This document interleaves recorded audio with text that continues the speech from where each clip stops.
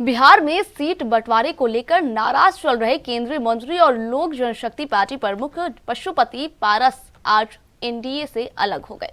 बता दें कि आज केंद्रीय मंत्री पशुपति कुमार पारस ने पद से भी इस्तीफा दे दिया है। इस दौरान उन्होंने कहा कि मैंने अपना इस्तीफा भेज दिया है, हमारे साथ नाइंसाफी हुई है, मैं आज भी पीएम मोदी का शुक्रगुजार हूं।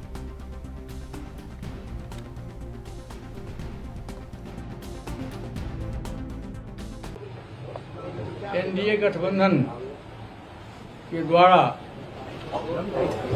बिहार में 40 लोकसभा सीटों के लिए किस दल को कितना सीट मिलेगा इसकी घोषणा हो गई। मैंने आज से 5-6 दिन पहले प्रेस वार्ता में मैंने कहा था कि हम तब तक इंतजार करेंगे जब तक एनडीए का विधिवत घोषणा नहीं होता। कल विधिवत घोषणा हो गया। हम लोग 5 सांसद थे, हमारी पार्टी में 5 सांसद थे। मैंने बहुत ईमानदारी, बहुत लगन से, वफादारी से मैंने एनडीए की सेवा की। आज भी मैं माननीय प्रधानमंत्री जी का शुक्रगुजार हूँ और मैं आज भी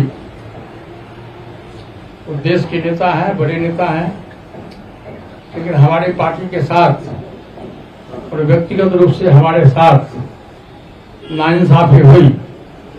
इसलिए मैं भारत सरकार के कैबिनेट मंत्री से मैं त्याग पत्र देता हूं।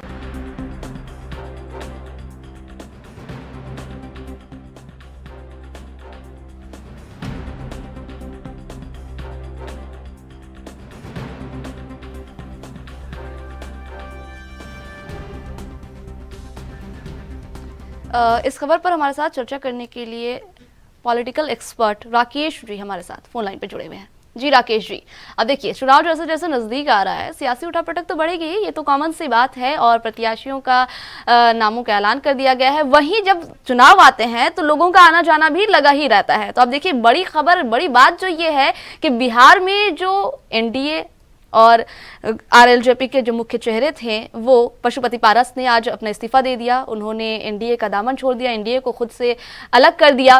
तो इस पर क्या कहिएगा, जहां एनडीए ये नारा दे रही है कि अब की बार एनडीए 400 पार, तो इसमें पशुपति पारस का किनारा कर लेना बिहार में एक अहम चेहरे माने जाते हैं, इस पर क्या बोलिएगा?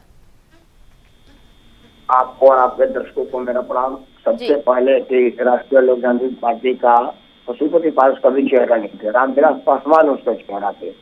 रामविलास पासवान के दुखद देहांत के बाद पशुपति पारस ने उनके बेटे को दरकिनार करके पार्टी पर अपना वर्चस्व कायम करने का प्रयास किया, जिसमें वो कुछ हद तक कामयाब हुए। कुछ नाराज गुटों को अपने साथ लेके गए। उनको मंत्री इसलिए नहीं बनाया गया था कि वो रामविलास पासवान के पार्टी के फॉलोअर्स को अपने साथ रखे हुए, वो इसलिए बनाया गया था कि वो नीतीश कुमार के साथ जा रहे थे, इसलिए उनको मंत्री पद बना करके उनको रोका गया था। रामविलास पासवान की जो पार्टी है वो हमेशा से रामविलास के परिवार के मुखिया और अब उनका बेटा चिराग पासवान के साथ था। पशुपति पारस अब कहीं के नहीं रहे, क्योंकि नीतीश कुमार का भाजपा में आ जाने के वजह से उधर वाला भी दरवाजा बंद है।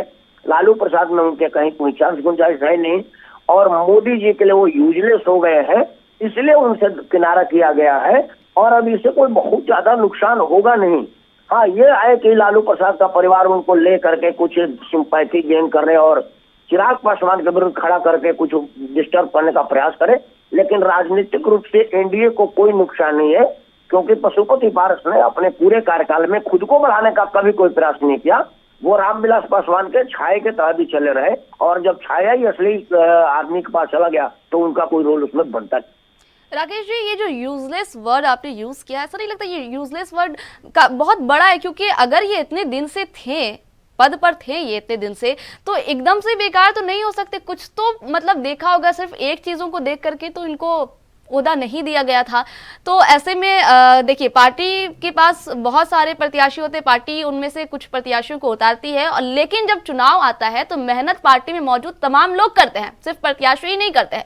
तो ऐसे कैसे आप कह सकते हैं कि नुकसान नहीं होगा? हाँ होगा, लेकिन होना तो चाहिए, नुकसान तो होगा ही, क्योंकि देखिए आज से पारस का नाम नहीं चल रहा है बिहार में। नहीं, पारस जी का नाम कभी ना, अभी तो मैं कह रहा हूँ, पारस जी मतलब रामविलास पासवान का भाई। बिल्कुल, ये तो है, लेकिन उन्होंने अपनी भी पकड़ बनाई है राकेश जी, ऐसा नहीं है। रामविलास पासवान जी तो है ही। अब देखिए, चाचा भतीजे में तो लड़ाई चलती ही रहती है, चिराग भी हैं और पारस भी हैं, लेकिन पारस भी हैं, ये तो माननी पड़ेगी ना।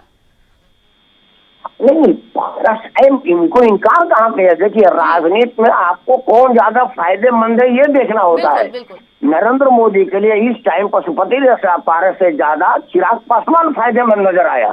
युवा है, रामविलास का बेटा है, और रामविलास के पार्टी पर पशुपति पारस से ज्यादा उसका वर्चस्व है। वो कारण है कि पशुपति पारस जो है वो भरोसा तोड़े हैं रामविलास पासवान के परिवार का। परिवार के मुखिया होने के नाते उनको चाहिए था परिवार संभाल कर रखना, लेकिन उन्होंने लगा कि अब ये भतीजा तो किसी काम का रहा नहीं, भाई मेरा मर ही गया, तो मैं ही इस परिवार पर कब्जा बना लूं, पार्टी पर वर्चस्व बना लूं, जिसका नुकसान उनको हुआ। हाजीपुर में फॉर्म नहीं भर पाते, हाजीपुर से अगर चुनाव लड़ते जमाने जब सजा थी उनकी। और यह सर्वे रिपोर्टों में, पॉलिटिकल इंटरनल रिपोर्ट में यह बात साबित हुआ, और नरेंद्र मोदी ने देखा कि कौन ज्यादा फायदेमंद होगा। राजनीति में कोई रिश्ता नाता नहीं चलता, कौन आपको ज्यादा राजनीतिक लाभ पहुंचाता है यह चलता है।